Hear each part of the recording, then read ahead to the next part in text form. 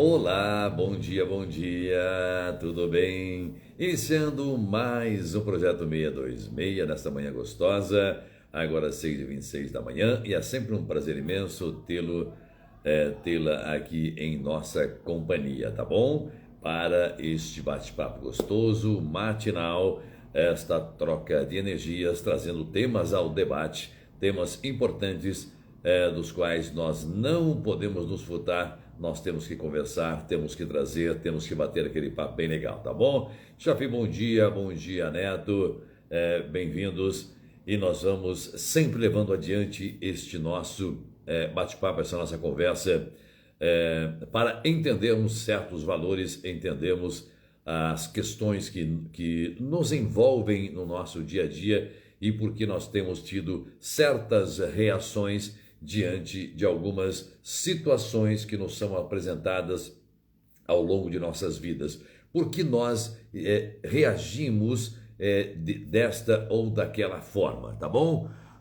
Fabrício, muito bom dia. Ricardo, também bom dia, bem-vindos. Bom, nesta manhã, nesta live de hoje, vamos falar a respeito de um assunto muito importante, muito interessante.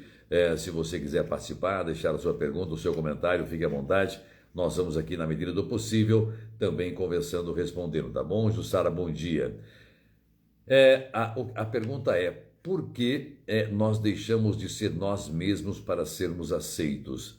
Não deixe de ser você para ser aceito. Bom, este é um tema muito importante, porque nós temos visto hoje certos pensamentos que cerceiam a liberdade. Certos pensamentos que cerceiam a liberdade das pessoas, que chamam de politicamente correto, que dizem, hoje você não pode mais falar isso, hoje você não pode mais fazer isso, hoje você não pode mais isso e aquilo, o que é uma grande mentira, o que é uma grande desconstrução de valores, de crenças, de convicções e de legados, não é? Érica, muito bom dia também. Então nós temos que ter a consciência de quem eu sou, qual é a minha origem, quais são meus valores, quais são minhas crenças, de forma a preservá-los, porque se eu não preservá-los, se eu não me manifestar diante de algumas situações, evidentemente eu estarei reprimindo tudo isso, e ao reprimir eu acabo por recalcar, e ao recalcar eu estou fadado a apresentar doenças psicológicas, psicossomáticas que vêm pelo corpo, porque o outro está dizendo que eu não devo pensar ou não devo agir desta forma. E o outro não pode interferir na minha vida. Eu não devo sujeitar-me a este outro, alienar-me a este outro, porque ele diz, 1 mais 1 são 3, tá bom? 1 mais 1 são 3, tá bom, professor? Aí você fala, para não brigar, eu vou concordar. Nananina, não é verdade. Então, sempre que estivermos diante de uma verdade, diante de um fato, nós precisamos aprender a nos posicionarmos, mesmo que isso implique esse desagradar o outro. Eu preciso estar bem, eu preciso estar saudável, eu preciso estar convicto das minhas crenças e dos meus valores. Essa história de me anular, deixar de ser eu mesmo para ser aceito para o outro, há outras questões que precisamos conversar. Bom dia, doutor. Que tema? O verdadeiro faça o que digo, mas não faça o que faça. Crenças limitantes. Exatamente, vamos falar sobre isso. Bom dia, amigo, tudo bem? Abraço, bom dia. Antônio Tavares, bom dia. Bem, então, esta questão precisamos debater, precisamos falar sobre quem eu sou e por que eu abro mão deste meu ser só para agradar o outro. Ora, precisamos falar sobre esse assunto. Independentemente se isso vai ou não magoar o outro é o outro, eu sou eu. Devo olhar para mim, para as minhas crenças. Bom dia, Helena, bom dia. Bem, então vamos iniciar a nossa live com alguns questionamentos. Por que nos anulamos diante deste outro? Por que sucumbimos aos nossos ideais, sucumbimos aos nossos valores para ser aceito por este outro? porque nós aceitamos passivamente que este outro comande nossas ações, comande nossas vidas, comande nossos pensamentos e nos cale a boca. Ah, não, hoje você não pode mais falar isso. Por que eu não posso? Porque eu não posso, se esse é o meu desejo. Quando muita gente fala um monte de porcaria por aí, e tudo bem, é um direito que tem de falar, né? Como, por exemplo, eu já trouxe aqui, vou ratificar para começar o nosso bate-papo. Isto aqui, eu quero que isso aqui seja uma colher. Eu não vou calar-me só para agradar quem está dizendo que isso aqui é uma colher, quando eu sei que é um garfo. Então, diante do óbvio, eu não posso me calar. Anderson, bom dia também. Bom, então, se eu me calo para ser aceito por este outro, há evidentemente algumas questões por trás disso que você precisa levar para a sua análise pessoal, conversar com o seu psicanalista, conversar com o seu psicólogo, com o seu psiquiatra, dependendo do grau deste distúrbio de verdade, distorção da verdade, não é? Porque podemos estar falando em transtornos mais profundos, como, por exemplo, alguém bater o pé e falar: a partir de hoje você não pode mais falar que isso aqui é um garfo. Eu vou dizer: oi? A partir de hoje você não pode mais falar que isso aqui é um garfo, senão você vai vender um grupo de pessoas que defendem que isso aqui é uma colher. Oi, procure um psiquiatra, porque eu estou saudável, que isso aqui é um garfo, né? Então, a começar por aqui para você entender a complexidade do que estamos vivendo hoje, da brutalidade psicológica, da violência psicológica que estamos vivendo hoje em dia, onde eu tenho que me calar diante do óbvio, diante da verdade, da ciência, da biologia, da física, química e matemática, como eu trouxe em lives anteriores. Vilma, bom dia também.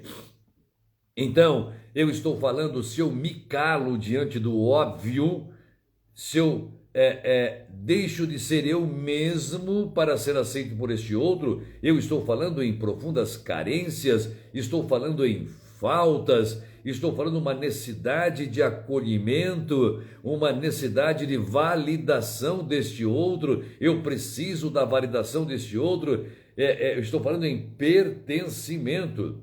Então aqui eu já trouxe questões de Freud, questões de Melanie Klein, questões do próprio dono do Winnicott, desta falta, desta essência, desta angústia permanente do vazio existencial, que eu estou falando, então, invocando agora Jacques Lacan também aqui para a conversa. São grandes pensadores da psicanálise e nós temos que trazer isso como forma científica para entendermos o que está acontecendo. Mitopatia, nasci em um berço assim, complexo demais. Muito bem, Érica. Bom, então, nós falamos esses dias aqui do bicho-papão, né? Dos medos do bicho-papão, tal, dessas questões que vêm de berço. Nós temos, na verdade, que aprender para o meu autoconhecimento, para o meu desenvolvimento pessoal e, consequentemente, depois o profissional. Rodrigo, bom dia. Eu preciso, então, entender que eu tenho que preservar os meus valores. O que são valores? É aquilo que eu aprendi com a minha família, que eu aprendi com o papai, o vovô, o titio, que eu aprendi como sendo certo, como sendo justo, como sendo ético, minhas crenças, minhas convicções. Há de se preservar isso, porque é isso que eu acredito. Quem teme a Deus, quem tem a sua fé cristã, por exemplo, não tem que se envergonhar de ser católico, de ser evangélico, de ser espírita, não importa com a sua religião, não tem que se envergonhar por defender enfaticamente diante de um ateu, por exemplo, não é? Uns aí dizem: Jesus é boiola, Jesus é viadão, Jesus é não sei o quê. Quer dizer, então você vai se calar diante disso só porque ele está dizendo isso? Não, você precisa se posicionar, porque se você não se posicionar diante disso, você estará reprimindo. E toda a historicidade e história da psicanálise, nós tratamos desta repressão como algo gravíssimo, para mim, não para o outro. Quando eu reprimo um desejo, reprimo uma vontade, quando aquilo fica entalado na minha garganta, eu sou obrigado a calar a boca diante de uma afirmação brutal, como por exemplo, isto aqui é uma colher, e eu me calo, eu estou reprimindo.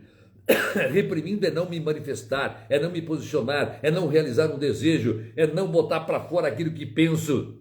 E ao reprimir, eu vou criar uma tensão psíquica violenta, porque aquilo fica entalado, fica me corroendo por dentro, vai me trazer neuroses de conversão, azia, indisposição, ou outros sintomas como ansiedade, depressão, neuroses diversas. Então eu preciso falar a respeito daquilo que eu penso, fazer valer os meus valores, minhas crenças, convicções, as minhas verdades, não a minha verdade distorcida. Isto aqui é uma colher.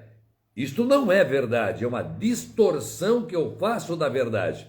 É uma distorção que eu estou fazendo da verdade, né? Então não é este tipo de verdade. Se alguém disser que isto é uma colher, eu preciso combater isso, dizer, não, me desculpa, isto é um garfo, não é uma colher. Então eu não posso me deixar de ser eu mesmo só para agradar o outro, só para ser aceito por este outro, só para não brigar com este outro, porque ao fazer isso eu estou me anulando, e ao anular-me estou me assujeitando, alienando-me a este outro, a este pensamento idiotizante, não é? Jussara diz que muitas vezes nos calamos para não discutir inutilmente com pessoas que não vão compreender o que dizemos ou com situações que só vão gerar estresse. Entendo perfeitamente bem e é verdade. Só que ao fazer isso estamos reprimindo. Sempre haveremos de reprimir e sempre esta repressão vai virar um conteúdo recalcado que retornará mais tarde. Psicossintoma, neurose de conversão. Isto é ciência. Não é? Então é por isso que precisamos preservar os nossos valores. Eu tenho meus valores, eu tenho minhas crenças, minhas convicções, as minhas verdades, não verdades idealizadas, mas verdades calcadas no meu aprendizado, o que eu entendi como ciência, como biologia, como física, química, aquilo que é exato, que vem de ciência exata, não se discute, apenas se acata. Não tem como discutir a soma de 2 mais 2. Não há como se discutir isso. 2 e 2 são 4 em qualquer lugar do planeta. Então, se qualquer outro trouxer qualquer outro resultado diferente, eu não preciso concordar com esse outro. Eu não tenho que dizer, não vou brigar porque eu vou criar inimizade. Dane-se, o que eu não quero é que essa idiotice, é que esse pensamento, esse distúrbio me contamine, porque se eu calar a boca, eu vou ser contaminado por esse pensamento idiotizante. 2 e 2 são 4 em qualquer lugar do planeta. Assim como as notas musicais, as partituras, é uma linguagem universal. Talvez, não sei se há outra, mas eu creio que, acho que a única linguagem universal são as partituras, notas musicais em qualquer lugar do planeta. As pessoas executam uma música porque é uma linguagem universal. E não adianta querer mudar isso. Não adianta querer dizer, eu gostaria que esta bolinha aqui fosse de ponta cabeça, gostaria que... Não, você não vai fazer isso. Não vai fazer isso. Estaria distorcendo algo que está já prefixado, compreendido, aceito como sendo correto mundialmente. Então há questões que são corretas, que são verdades, que são pétreos, no mais amplo sentido. E isso não se muda porque alguém pensa que não está legal. Não, não é assim. E eu acabo, então, me anulando para ser aceito por este outro. Sempre que eu estiver me anulando para ser aceito por este outro, eu estou reprimindo algum conteúdo. E ao reprimir, Juvenal, bom dia, eu vou recalcar e ao recalcar, eu estarei criando, montando ali uma bomba atômica que quando esse retorno do recalcado acontecer, e acontecerá cedo ou tarde, ele vem provocando muitos danos no sistema psíquico. Quem trabalha com a clínica sabe disso, né? Então nós temos que preservar muitas questões. Para mim, por exemplo, a família é muito importante. Né? Não tenho mais meus pais vivos, mas o legado de papai, de mamãe, seus ensinamentos, a benção mãe, a benção papai, olha meu filho, faça isso, faça aquilo, você precisa compreender isso, compreender aquilo, respeito aos professores, respeito aos mais velhos, respeito às leis, às normas, à sociedade, não é? Não roubar, não matar, não caluniar, enfim, não cometer atos de promiscuidade e assim por diante. Eu preservo esses valores familiares e tentei passar isso às minhas filhas também. Graças a Deus parece ter conseguido, não é? Então este legado dos pais, o Lacan vai falar muito sobre o nome dos pais, então nós temos que entender que isso é importante. Entender que isso é primordial para nossas vidas. Eu preciso ter esta referência. Que tipo de referência eu vou ter? Esses valores, essas crenças, convicções, o legado de meus pais, minha família? Ou a minha referência vai ser uma ideologia qualquer, vinda de um externo, que o Lacan vai dizer que são simbólicos, que me fazem criar um imaginário para anular toda a minha história de vida e a fim de conviver pacificamente com o errado ou com aquilo que está distorcido da realidade. Então nós temos que falar sobre este assunto, comentar sobre este assunto, não é? Então nós não podemos, meu querido, minha querida, negar nossos desejos. Nossos desejos, eles precisam, assim como muita gente vem e fala do seu desejo, isto aqui, uma colher, eu quero que seja uma colher, está falando. Ok, não está reprimindo, embora distorcido, mas não está reprimindo. Por que eu haverei de falar, sim, isto é uma colher? Não, claro que não, evidentemente que não, porque isso faz crescer a distorção sobre este objeto. Vai fazer crescer, é o meu silêncio que faz crescer esta distorção deste objeto. Não adianta eu querer que isto seja faca, colher, qualquer madeira, qualquer outra coisa. Não adianta. O fato de eu desejar que isso aqui seja outra coisa não vai mudar o fato. Então é o fato. Este fato, ele é indelével.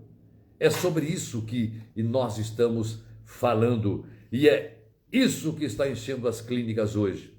Esta repressão, este desejo entalado, este medo de ser autêntico, de ser verdadeiro, de falar sobre aquilo que pensa, de falar sobre aquilo que se deseja, de falar sobre aquilo que se acredita e até mesmo de se falar do óbvio.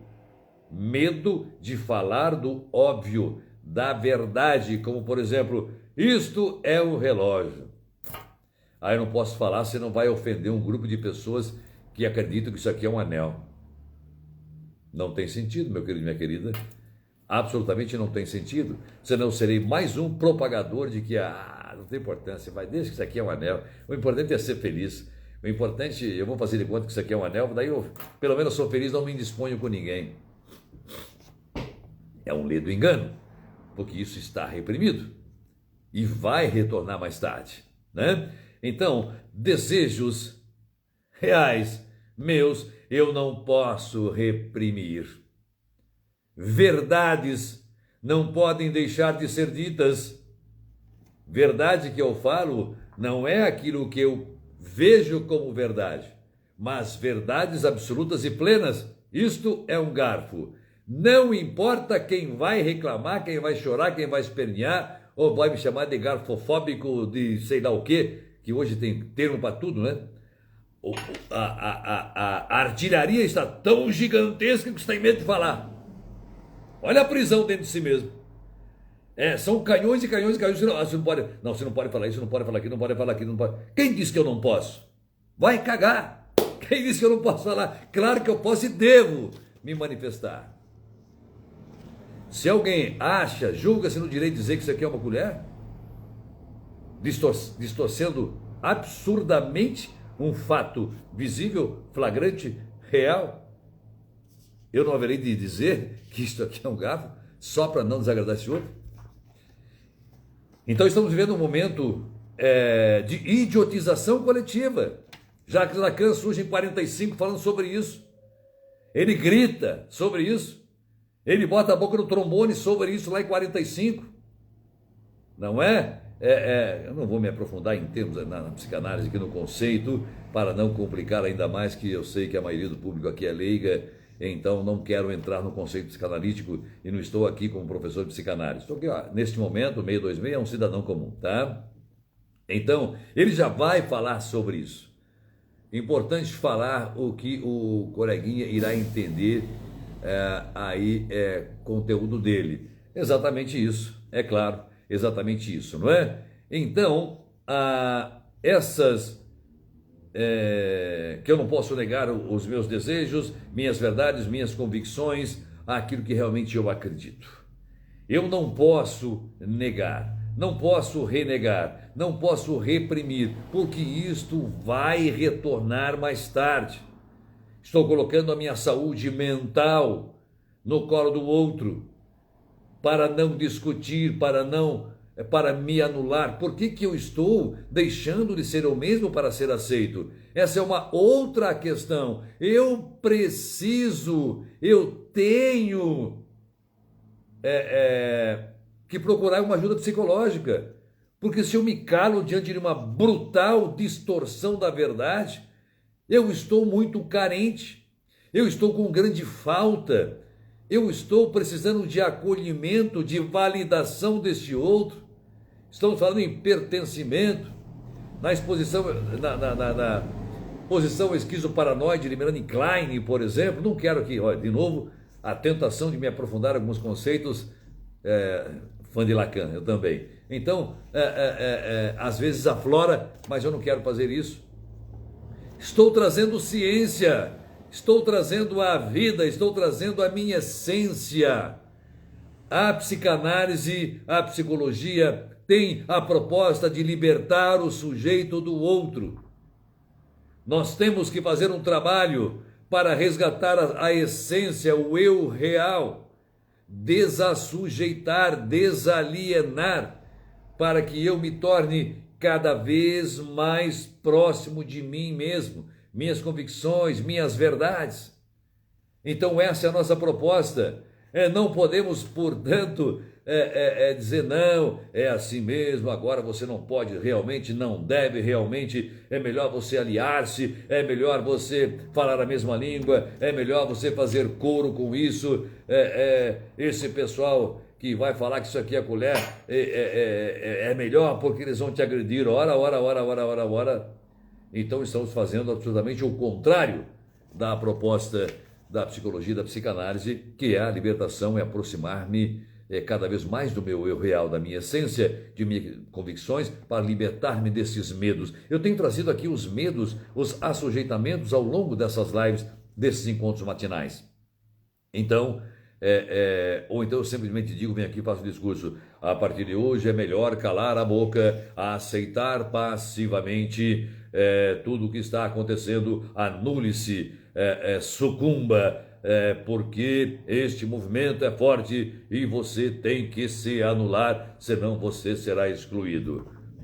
Eu estaria fazendo um papel de palhaço. E é neste momento que surge Lacan com seu grande grito de libertação da unidade, de não termos que preparar pensamentos coletivos, mas a unidade, a pessoalidade, a personalidade. Eu preciso ser o que sou e fazer valer aquilo que eu acredito, como muita gente está tentando fazer, até distorcendo a realidade, como por exemplo dizendo que isso aqui é uma colher. Percebe? Então, não devemos sucumbir a qualquer coisa que distorça a verdade, distorça um fato só porque é politicamente correto. Politicamente correto é eu ser eu mesmo, com a minha essência, com meus valores, com minhas crenças, minhas convicções. E quem passa comigo na clínica sabe que o meu trabalho é esse, é aproximar o sujeito cada vez mais do seu eu real, de suas convicções, seus valores, suas crenças. Eu não posso induzi-lo ou sugestioná-lo a permanecer num lugar de limbo, num lugar de fraqueza, num lugar de dependência emocional. Eu preciso libertá-lo deste lugar, aproximá-lo do seu eu real, da realidade, porque a realidade não é fácil e temos que aprender a enfrentá-la. E muitos a enfrentam com disposição, a enfrentam com racionalidade. Não é fácil enfrentar a verdade. E é por isso que muita gente cria uma redoma e vive dentro dela, numa espécie de virtualidade. Bem, não podemos então sucumbir àquilo que sabidamente é mentira. Não podemos sucumbir, senão estarei me alienando, me assujeitando a isso, concordando que 2 e 2 são 5. Parece que é brincadeira ou é pequeno demais o que eu estou dizendo, mas não é. Se eu concordar que 2 e 2 são 5, olha tudo que eu estou matando dentro de mim. É melhor concordar para não brigar, ok? Você está satisfazendo o outro, fortalecendo esse outro na sua mentira, transformando-o num rei, colocando-o num pedestal e ajoelhando-se diante dele. Bonito isso, né? Então, nós não podemos ser coadjuvantes dessa história da desconstrução de caráter e de personalidade. Não, eu não posso permitir que isso aconteça, não é? A minha formação, minhas crenças, meus valores são minhas e você não é obrigado a concordar com elas. Claro que não. Você não é obrigado a concordar com aquilo que eu penso a respeito da religião, por exemplo, a respeito da política, a respeito da economia, a respeito das relações interpessoais, a respeito do que deve acontecer dentro de uma sala de aula, a respeito da minha didática, do que eu penso sobre ética, sobre moral, sobre bons costumes. Você não é obrigado a concordar comigo. Claro que não, e graças a Deus que você não é obrigado a concordar comigo. Mas o inverso tem que ser verdadeiro. Ninguém pode me obrigar a acreditar naquilo que ele está pregando. Não. A menos que seja óbvio, indiscutível. Como, por exemplo, isto é um garfo. Pronto. Se o outro disser que isso é um garfo, por óbvio, eu vou concordar com ele, porque isto é um garfo. Se eu disser que isso é um anel, eu vou dizer para ele, perdoe-me, mas isto é um relógio, não é um anel. E mostrarei para ele, tentarei mostrar que isso aqui é um relógio e não um anel. Eu não posso, portanto, sucumbir a estas verdades. Para encerrar, eu repito que você não é obrigado a concordar ou aceitar uma palavra minha. Graças a Deus que você não é obrigado. Mas eu tenho todo o direito de falar o que eu penso. Todo o direito de falar sobre minhas crenças e minhas convicções, assim como você tem o direito de falar sobre suas crenças e convicções, mas eu não sou obrigado a concordar com elas. Isto é a unidade. Isto é aproximar-me do eu real. Então, quando cerceiam, te impedem, dizem que você não pode falar sobre certas coisas, estão impondo, obrigando você a abrir mão de sua verdade, ou da verdade plena e absoluta. E aí está errado. E se eu me calo, se eu abro mão de ser eu mesmo, é porque eu estou revelando, como eu já disse, uma falta tremenda, uma necessidade de acolhimento e pertencimento e assim por diante, uma baixa autoestima, baixa autorrealização, autorreconhecimento, autoconhecimento e tudo mais que já trouxemos aqui várias vezes. Tá bom, meu querido, minha querida? Então, que as suas crenças, seus valores, suas convicções, elas norteiem a sua vida. E não o que o outro pensa, o que o outro determina. Não é o que o outro determina que é o correto, mas aquilo que lhe faz bem é aquilo que te leva a este lugar de reconforto, a este lugar de acolhimento natural. Tá bom? Grande beijo para você, um ótimo dia e nos vemos aqui no Projeto 626, de segunda a sexta-feira às 6h26 da manhã. Grande beijo e tchau, tchau.